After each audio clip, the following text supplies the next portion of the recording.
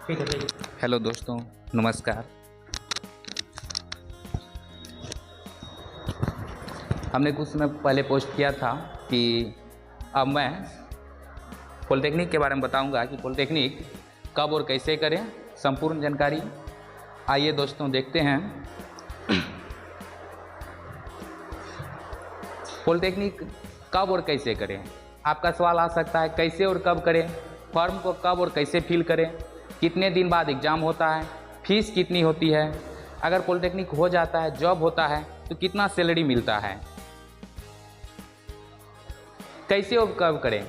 Polytechnic दो तरह से हम कर सकते हैं, एक 10th के बाद, एक 12th के बाद।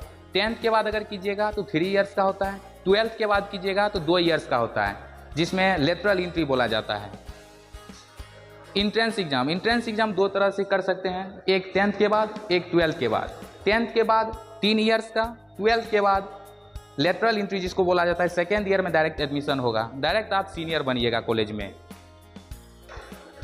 सिलेबस यानी कि इंट्रेंस एग्जाम में पूछता क्या क्या है दोस्तों, इसमें 3 तरह का सब्जेक्ट रहता है, फिजिक्स, केमिस्ट्री और मैथमेटिक्स।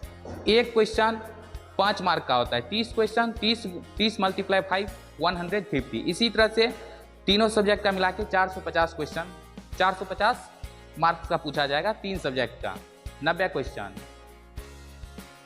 इसी तरह से एग्जाम की फॉर्म फिल कब यानी कि किस मंथ में आता है और कब फिल होता है। एग्जाम फॉर्म एप्लीकेशन जो है जनवरी और अप्रैल के बीच आएगा, जून और अप्रैल के बीच आएगा, यानी 10th के एग्जाम के जस्ट बाद। एग्जाम मई में होगा, उसके बाद रिजल्ट आएगा, रैंक कार्ड या रिजल्ट जिसको बोल सकते हैं, मई या जून में। उसके बाद काउंसलिंग होगा यानी कि चॉइस फिलिंग जिसको बोलते हैं। उसके बाद आपको कॉलेज मिल जाएगा, उस कॉलेज में एडमिशन ले सकते हैं आप। उसके बाद इसमें ब्रांच यानी कि चॉइस फिलिंग में क्या क्या ब्रांच लेना चाहते हैं और कौन कॉलेज में लेना चाहते हैं, और यानी कि आप किस ब्रांच में इंटरेस्ट रखते हैं दोस्तों। तो सबसे पहला यानी कि फोकस रहता है सबका सिविल इंजीनियरिंग। सिविल इंजीनियरिंग इसलिए रहता है क्योंकि बिहार में इसका वैकेंसी कुछ ज़्यादा आता है। इससे कुछ दिन पहले भी BTSC JEE आया है, यानी कि आते रहता है इसमें वैकेंसी सिविल इंजीनियरिंग में। उसके बाद electrical engineering, mechanical engineering, electronics engineering, computer science engineering, automobiles ETC, और सारा ब्रांच है, टेक्सटाइल है, ETC। इसके बाद कॉलेज फीस कितना लगता है। अगर गवर्नमेंट कॉलेज मिला तो आपको 50 के आसपास मिल जाएगा, यानी कि कॉलेज कंप्लीट हो जाएगा। अगर प्राइवेट मिला तो 1.5 लाख के आसपास फीस लगता है इसमें, यानी कि ज़्यादातर को गवर्नमेंट कॉलेज मिल जाता है अगर बच्चा अच्छा रहता है पढ़ने में। तो यानी कि पॉलिटेक्निक के बाद आप कौन कौन से डिपार्टमेंट में जा सकते हैं, गवर्नमेंट डिपार्टमेंट्स।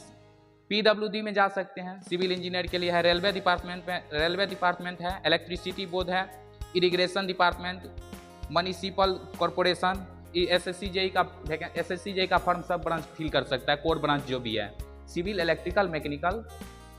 उसके बाद प्राइवेट सेक्टर में क्या क्या, कंस्ट्रक्शन कंपनीज में आ सकते हैं, manufacturing industries, automobiles, power plant, ETC। उसके बाद जो है यानी कि ब्रांच वाइज में आप कौन कौन सा फील कर सकते हैं, जैसे सिविल इंजीनियरिंग का होगा, साइट इंजीनियर होगा, सुपरवाइजर हो गया, सर्वेयर हो गया, क्वालिटी इंस्पेक्टर के रूप में आप ज्वाइन कर सकते हैं।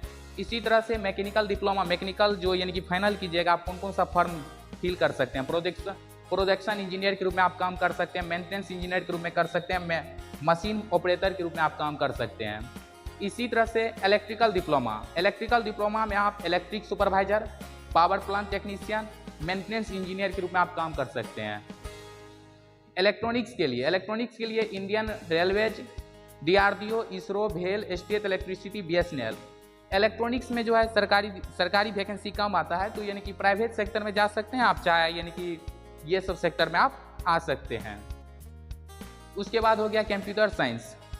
डिप्लोमा में तो कंप्यूटर साइंस का वैकेंसी ना के बराबर ही आता है। जो डिप्लोमा यानी कि कंप्यूटर साइंस से करते हैं उसको आप BTech जरूर करना चाहिए।